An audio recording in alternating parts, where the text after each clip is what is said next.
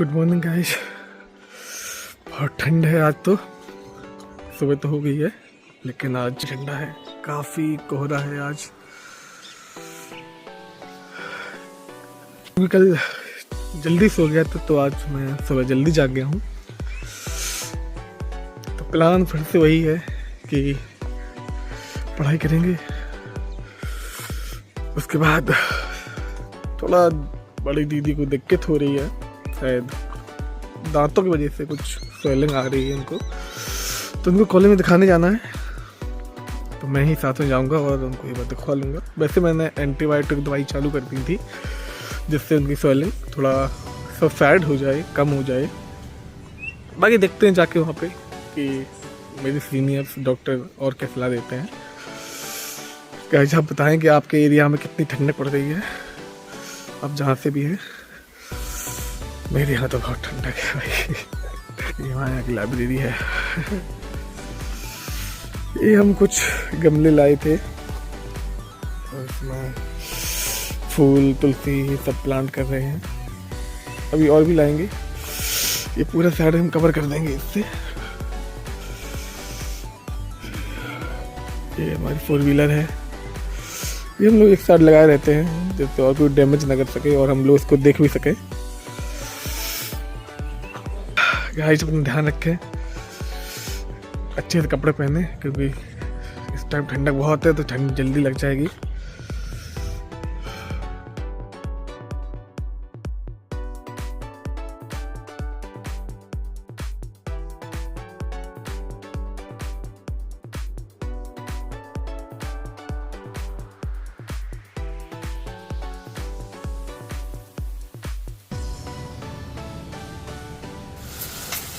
Guys यहाँ हम लोग बना रहे हैं अंडे की सब्जी, रोटी भी बन रही है, पूरी हमारी धनिया काट रही हैं। इतने में हो जाएगा? हाँ इतने में हो जाएगा। ये बहुत ज़्यादा काट दी तुमने। थोड़ी ज्यादा? हाँ थोड़ी थोड़ी, वैसे ज़्यादा नहीं। और यहाँ पे हमारे धनिया स्पेशलिस्ट आज कट जाएगी धनिया। हाँ देखो इतनी सी तो बची है।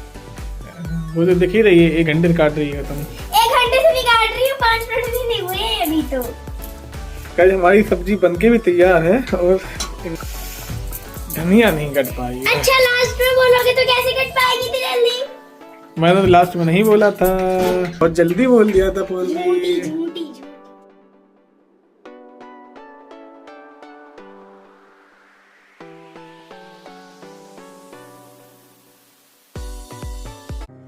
अभी जस्ट पढ़ाई के दौरान, क्योंकि भाई भी पढ़ाई कर रहा था तो वो एक इंटरेस्टिंग क्वेश्चन लेके आया, तो मुझे लगा कि क्योंकि क्वेश्चन इम्पोर्टेंट और बहुत इंटरेस्टिंग था तो मुझे लगा कि ये सब आपके साथ भी शेयर करना चाहिए।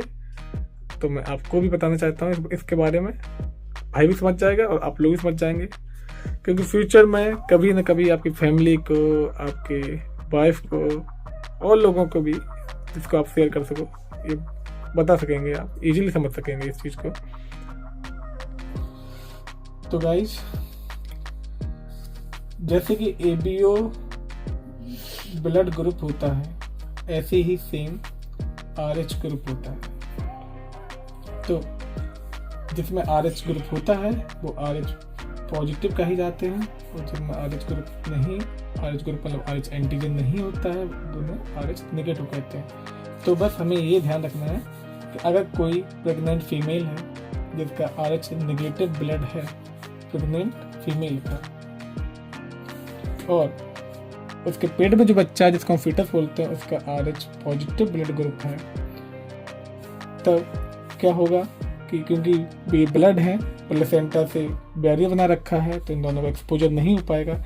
लेकिन जब डिलीवरी होगी तो किसी भी कारण से ये एक्सपोजर में आ जाएंगे और फीमेल के अंदर RH पॉजिटिव के खिलाफ एंटीबॉडी बननी स्टार्ट हो जाएंगी। तो पहली प्रेगनेंसी में बच्चे को कोई नुकसान नहीं होता है, नो लॉस। बट अगर हम इस टाइम कोई भी उसको ट्रीटमेंट नहीं देते हैं और सब्सिक्वेंट प्रेगनेंसी मतलब नेक्स्ट प्रेगनेंसी होती है, सेकंड प्रेगनेंसी होती है। तो सेकंड प्रेगनेंसी में क्या होता है, वही same condition, RH negative female है आपकी और RH पॉजिटिव बच्चा है आपका, तब क्या होती है, प्लासेंटा के थ्रू एंटीबॉडीज आती हैं और एक्सपोजर हो जाता है।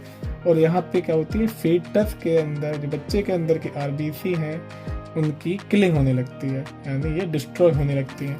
तो होगा क्या, बच्चे के अंदर बहुत सारा एनीमिया होगा और हो सकता है कि बच्चे की डेथ भी हो जाए।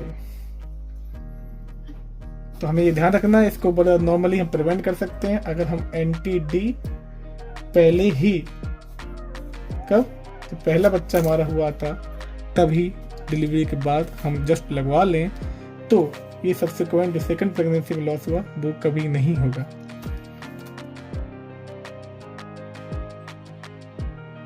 गाइस, तो मैंने जो अभी आपको समझाया है इसको एक्चुअली मैं इरिथ्रोब्लास्टोसिस फेटाइलिस बोलते हैं, लेकिन अगर सरल भाषा में समझें तो इसको हम haemolytic disease of fetus and newborn बोलते हैं। तो एक सिंपल सा मैनेजमेंट है इसका। अगर आप एंटीनेटल चेकअप भी कराते रहते हैं, एंटीनेटल चेकअप मतलब WHO की जैसी गाइडलाइंस हैं कि अगर आप प्रेग्नेंट हैं तो आपको कम से कम 9 महीने के अंदर 4 बार तो आपको अपने नज़दीकी अस्पताल में अपना चेकअप कराने हेतु जाना चाहिए।